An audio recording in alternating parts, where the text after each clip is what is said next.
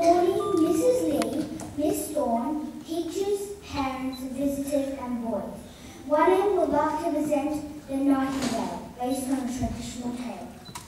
A long time ago, in the faraway country of China, lived an old emperor. His beautiful palace was in the middle of a deep forest. In the forest lived a nightingale.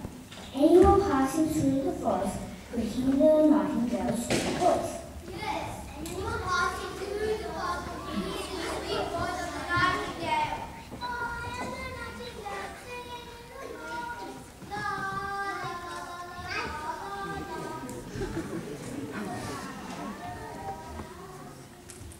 A most exquisite voice indeed. The emperor had heard of this wonderful bird in a book written by an old Chinese author.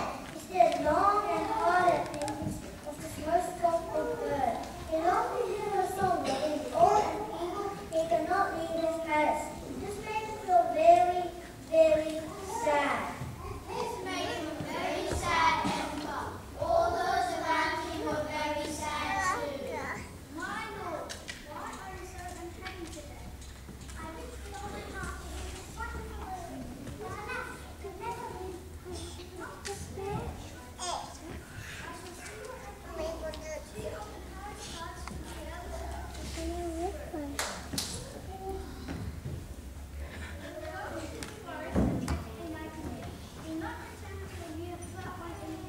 So that very day, two young guards went into the forest. They had no problem trapping the nightingale and returning to the palace.